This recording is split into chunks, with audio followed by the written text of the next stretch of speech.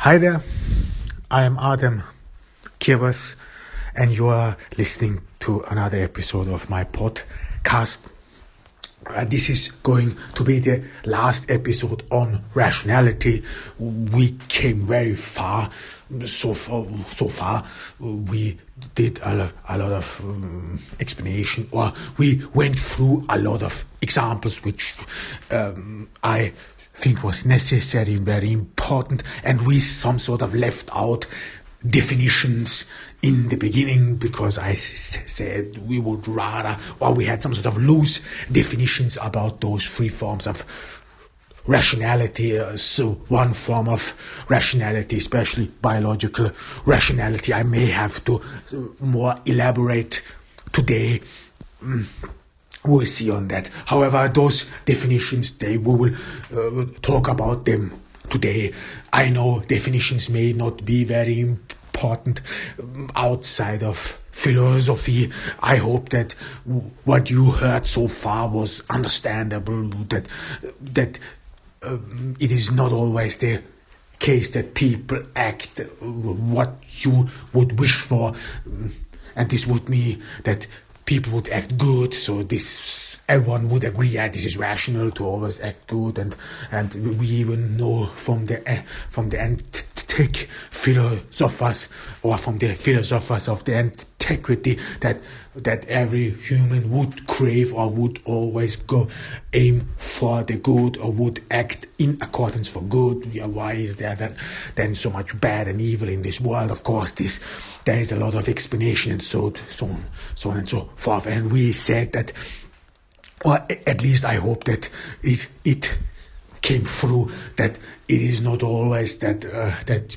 people only consider their personal gain, but rather there are more issues or more variables in your calculation, that you do not think only and solely about yourself, but about your family, about your friends, about your spouses as well. And these things, they determine your behavior, or what you choose, or which alternative you choose. And especially in Lord of Flies, this novel, which of course again we will have to consider very cautiously. We cannot, this is fiction, this is novels, it played in a different time frame. With a different time frame, I mean literature written in and during the Cold War has a little bit or has a different notion to it, or if there is an author or a writer who some sort of was in a way influenced by the old world. I don't want to diminish that at all, but you know what I mean. People who some sort of were educated by old school, they have a different approach on things. So we cannot just some sort of apply our circumstances and our understanding from the present to past occurrences and to past thinkings. Anything that would be, for example, inappropriate today was normal back in the days. We cannot judge someone according to that. We always assume that everyone acted according to what he knew. This is what we again emphasized in the Lord of Flies. They knew only anything, or they only knew about one society which worked, and this was democracy, and they tried to apply it. So they did not know anything better, and then the circumstances some sort of forced their hand, and they had to adapt. This is pretty much normal in a way, in a human way. This is what you find in politics as well. I mean, one great example is Germany after the First World War, which circumstances, hyperinflation, inflation, and so on and so forth, some sort of led to some certain radicalization. This is true, and so on and so forth. So we have this anywhere. We have this in the US with the presidency of Donald Trump.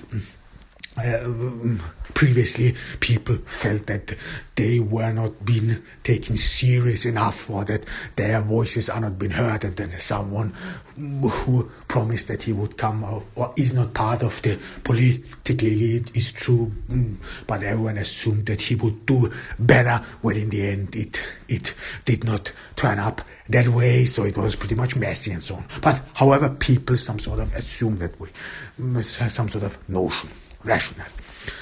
Again, and I think talking about rationality was indeed very interesting indeed, and this is not the end of it.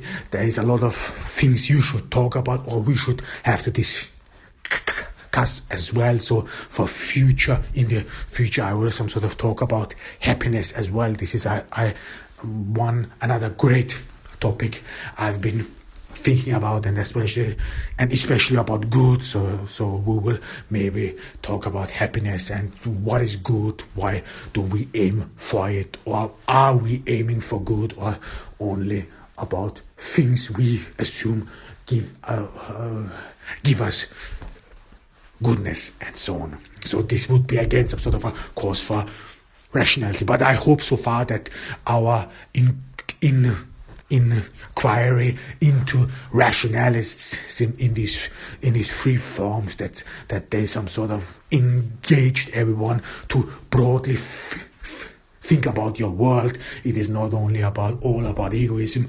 People do have either values. I mean, we some sort of only portray it from a negative perspective. We some sort of only saw criminals.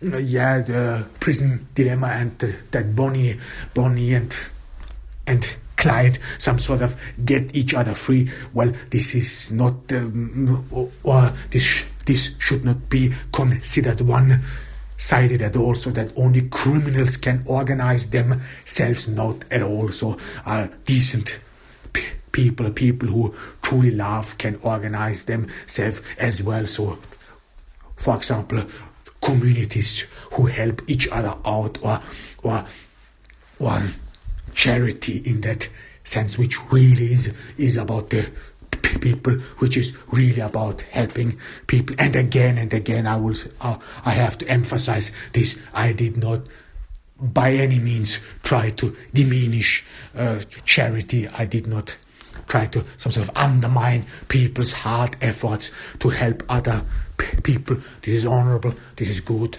Those who have money should help other people if they see fit. However, not at all. So we did not undermine this, and I have to repeat this. But again, there are people in society who think that way. We see this in celebrities. I hope that you agree with me there, that there are some celebrities, no matter whether it seems that they would be doing good, however, they are always care, what they mostly care about their image. This is normal. I mean, if you are a celebrity, if you're an influencer on Instagram, you want to sell a product, you do this, of course, to not only about love for the product or whatsoever. You do this for yourself as well. You would be stupid if you would not think about your income. So I do as well think about income. I was not very successful so far. That's why I have to freeze here in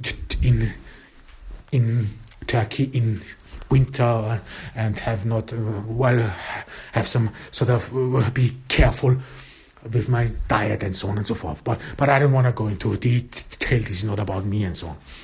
But it is true. I mean, everyone will some sort of consider his or her personal gain as well.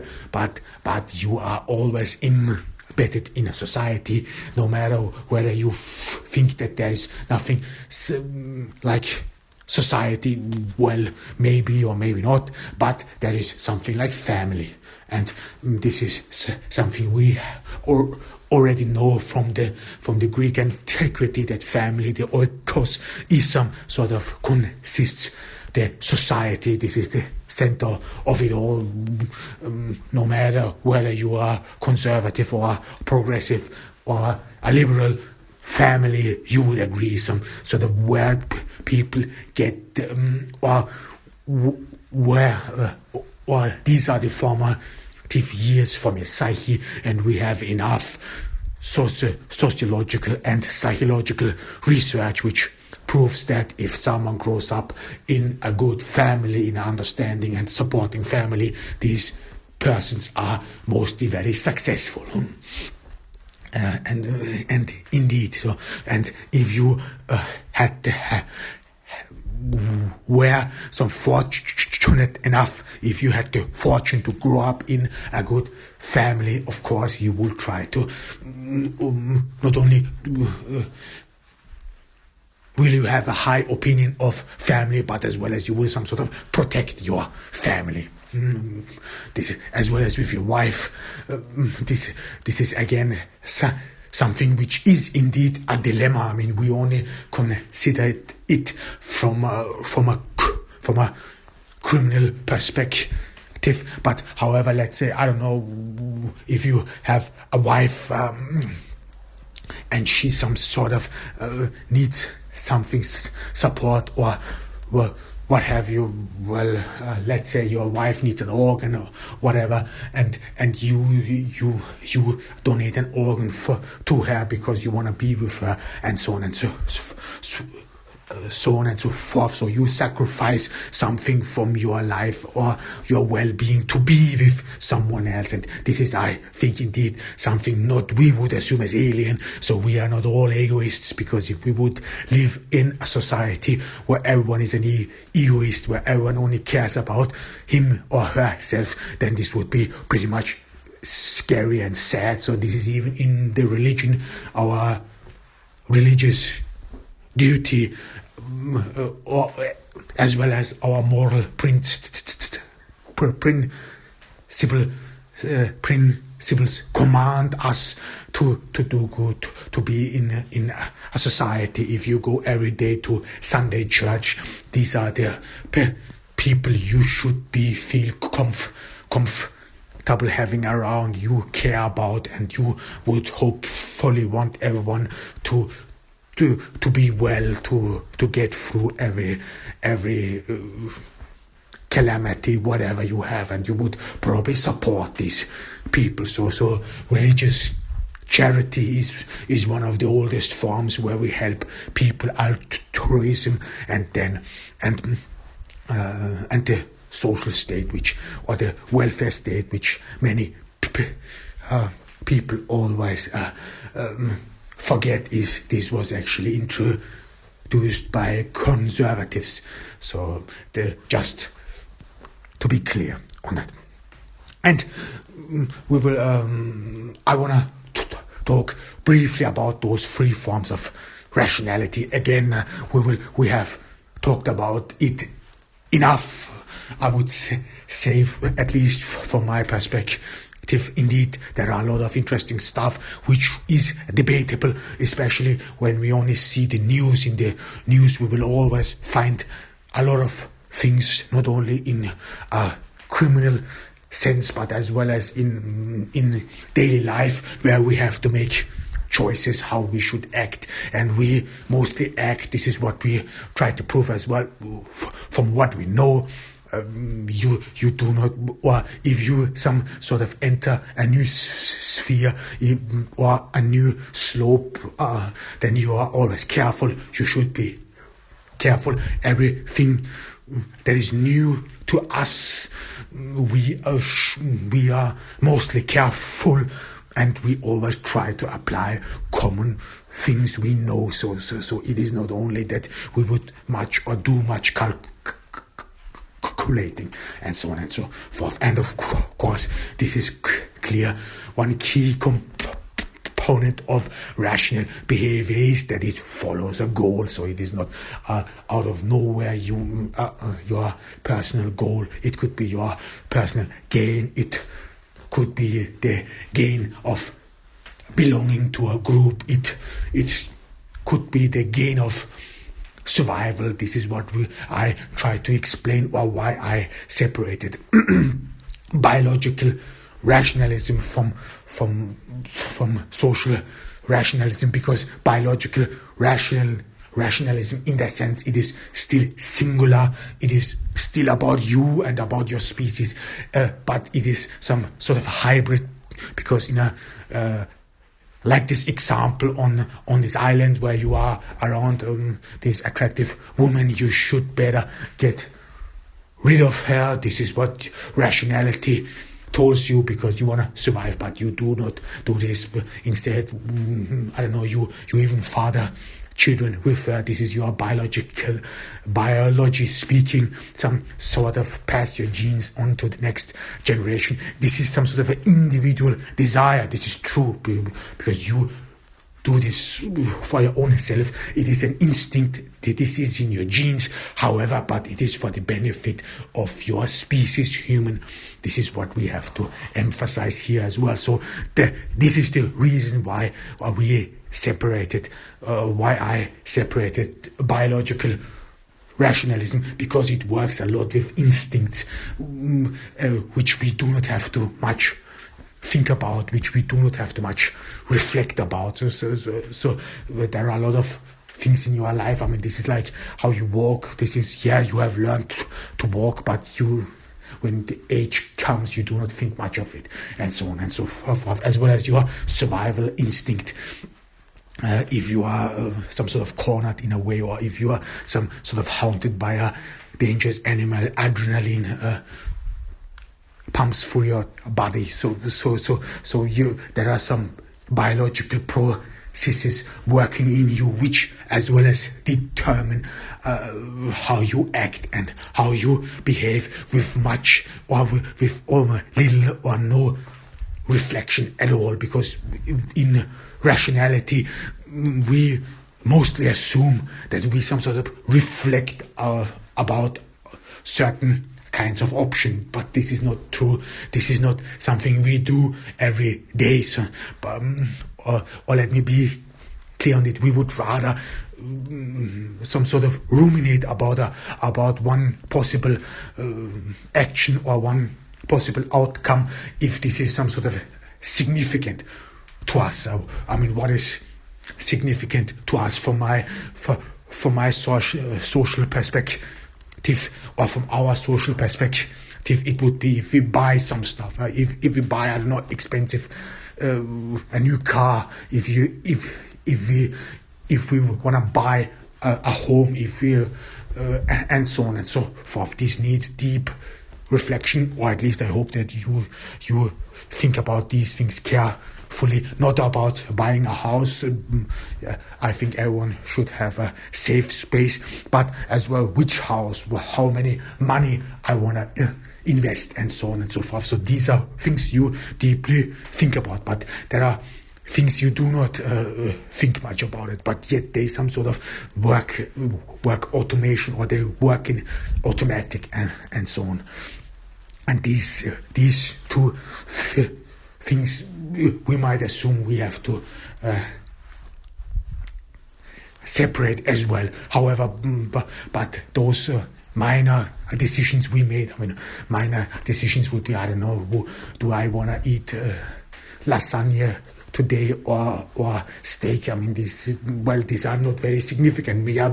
Maybe if I suffer from high blood pressure, this may be a significant decision, but I would mean or assume that a significant decision is about our life, which could have severe consequences, or which could have significant consequences on our future. So the word significant is very entailed in this.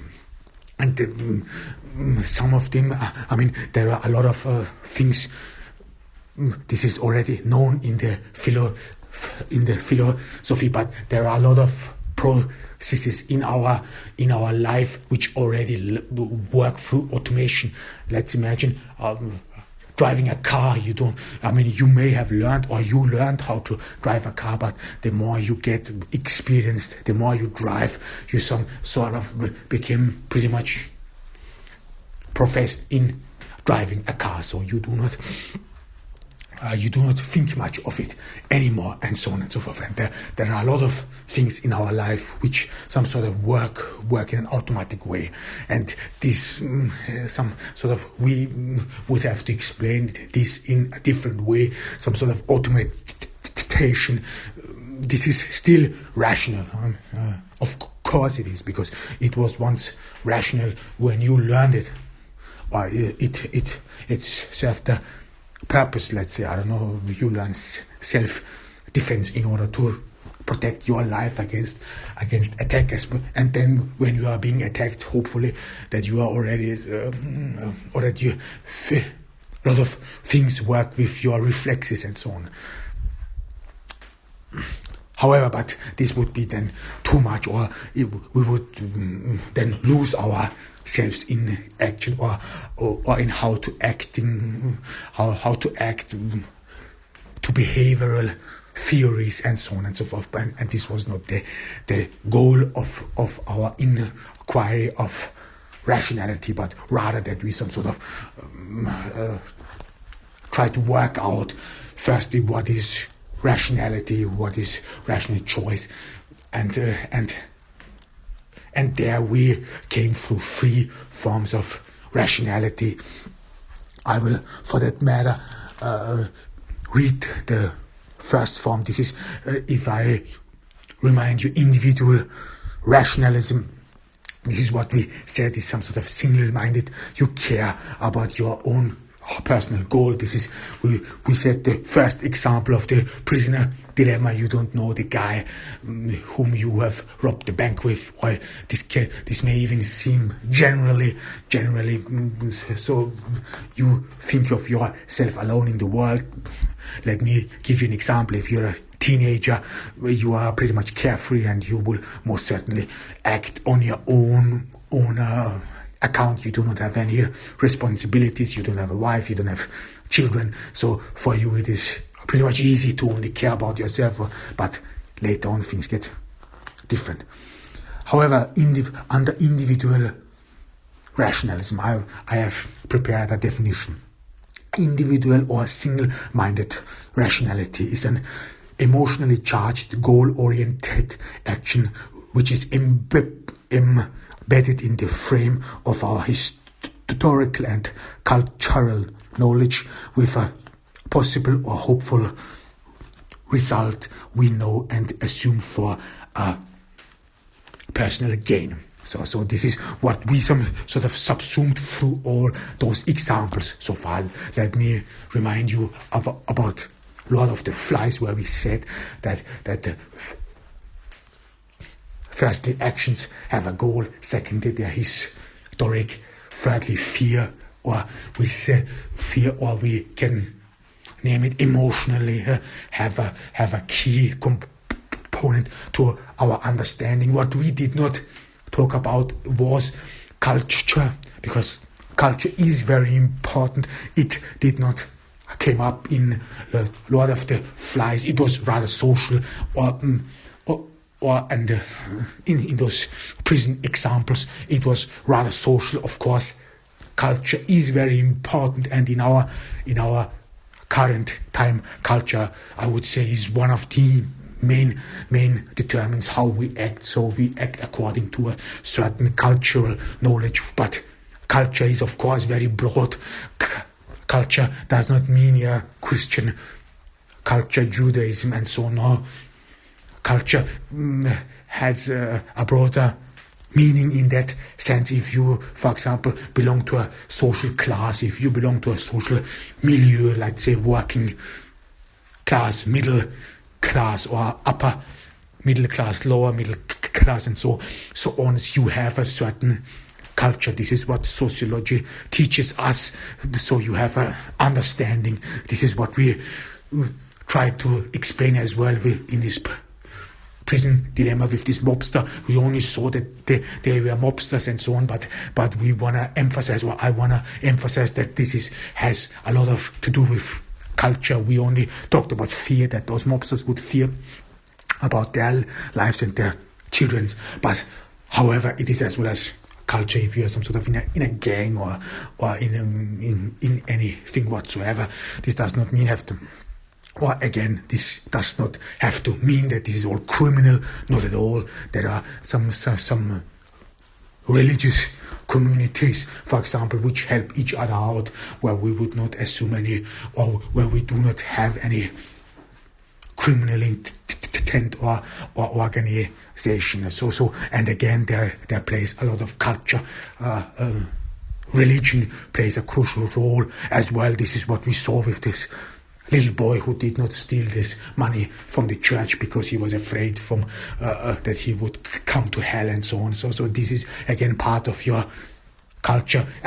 And again, we did not talk much about moral principles and ethics. Those things are indeed very important, especially how you were brought up. I mean, if you were brought up that you should not steal by no means whatsoever, and that you should fear the results, of course, these things matter to you. We talked a little bit about utilitarianism and deontological ethics or morale. However, this was not sufficient enough. This was only to prove that rationality does not always work with ethics, or is some sort of, in a way, unethical. Let me remind you of this example with Bonnie and Clyde. So you do not always act morally right. Rather, we tend to favor our friends, our family, even though they did something wrong. We see in our families something which others do not see because we grew up with them. This is indeed different if you grew up with someone, if you knew someone from childhood on. This has a different meaning. Of course, you look at this person from a different angle. You look from this person in a different with different eyes. The same is among you. For example, if you have children, we look at our children in a different way than we would look at, let's say, the children of others, and so on. So these things they play very, or they are very crucial indeed, and we want to emphasize this as well. So ethics, we only talked a little bit of it, and it is not enough. But then we talked about biological rationalism. Again, I have prepared a definition. Biological rationalism are actions which are led by biological and genetic dispositions with which goal we pursue consciously to cover basic human needs and desires, mostly to ensure not the survival of the individual, but of the entire species. So with some sort of here again we have this emphasis on basic needs, desires. This just means survival. Survival is your basic need, or that you find food, shelter. This is those who know the Pavlov pyramid. They know that you, in order or on your way to happiness, your basic needs have to be covered, and this means your basic needs, that you have food, that you have shelter, that you do not have to fear for your life, that you are secure, and so on and so forth. And if your basic needs are not covered, it is not likely that you feel happy. Where, of course, there are a lot of people who feel unhappy even though they have everything at all. We will talk about this as well. I have talked about unhappiness or political unhappiness on another podcast, Political Science. So if you are interested in politics, please check this out. So, however, biological rationalism, again, we have this survival and basic needs. We have talked about it in enough, I would assume. So I will some sort of go to social understanding or social rationalism briefly. Let me briefly again some sort of which is the problem with social rationalism is because it is really huge. Those people who know a little bit about sociology, there are a lot of literature, a lot of social research. There is Bourdieu and all those philosophers who wrote about all those social classes, about all those social milieus, and even the economy. Every retailer, every salesperson or company who sell products, they wanna know what people buy, what people fancy, how they can get more people to buy their products. This is a very broad topic and indeed a very interesting topic, and we only some sort of mentioned on a small part of it, and this was this prisoner dilemma about these mobsters or this celebrity who acted altruistically because of the demands of his social environment. However it is, this is with some sort of plunged deep into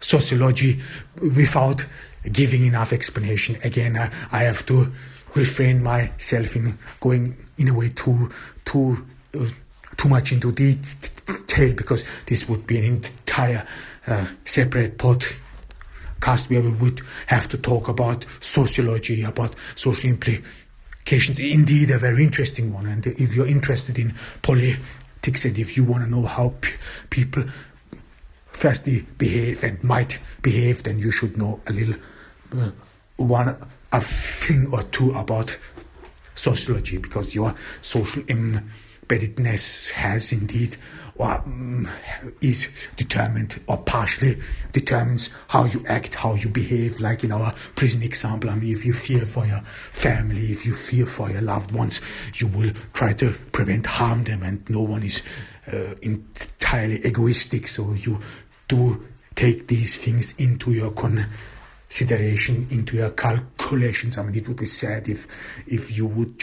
not care about your family at all. Even though all those people who some sort of stoutly defend that we should act morally right by any means necessary, they would be maybe appalled that in order to save your family that you act wrongly or unmorally, unethically, and so on and so forth. But these things, they happen, and they happen for a while. So not everyone just is a pure plain egoist.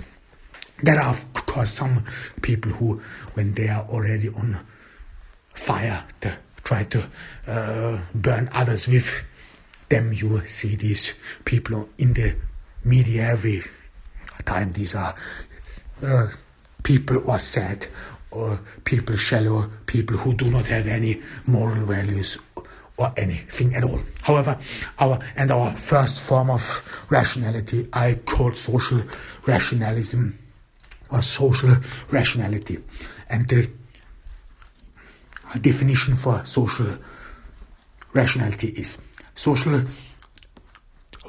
rationality are actions that are embedded in the social or cultural class / milieu of an individual, that aim at a perceived or stated value of the social bond the individual belongs to, gives meaning, follows rules and guidelines of a closed or semi-closed social environment, with the primary goal of either creating or maintaining the social bond and identity connected with the social and cultural environment. So there was now everything, a lot of I some sort of packed a lot of thing in one sentence, or tried to pack a lot of things into one. This is we very common in philosophy, so we did this as well. This is important, so and I tried to some sort of bring everything together. Social bond. We talked little about social bond, but it some sort of came over, especially in our example about the mobsters. You have some sort of a connection. Yeah, you have maybe a fear, but as well as in general, you are connected to a social entity, or to a social entity. This is either through religion, through culture, and so on and so these things matter as well, and these your belonging then constitutes your identity. This is what we said, which then happens with us versus them, and which again could lead to people acting in a certain way. This is actually very crucial and important in the ad industry. So if you make ads, you have to heed social barriers, social cleavages, and belonging. So every ad or everything you write, or in the movie industry, everything you portray is being perceived by some social entities differently. And so these things, they do matter. They do matter for the economy. This is an issue about billions and billions of dollars, about sale, that you understand social identity, especially in our time with identity politics. If you some sort of consumer product, or if you own a phone or any good, it is not only about owning a product or just using it, but as well as about your identity. So this is indeed very crucial, and all those great companies who are very successful, they do not solely sell you a product, but they some sort of sell you an identity which you can enhance your self with. These things. So this to rationalism. And I want to talk a little bit about the future, about my future intentions. I mean, I will record one story, one novel. This time it will be in English, don't worry, so no more German audio takes. I think even this is useless, trying to record any audio in German. However, I write a little bit German in my mother tongue, no matter what it is. But then this will some sort of will be next, and then we will talk, or one desire is to talk about happiness and unhappiness. I have been working on it, so especially with good. Is there a connection with good, happiness, and unhappiness? This will be then something we will deal with this year, maybe, and then next year. So I intend to stay in Turkey we'll see, probably next year, summer or so.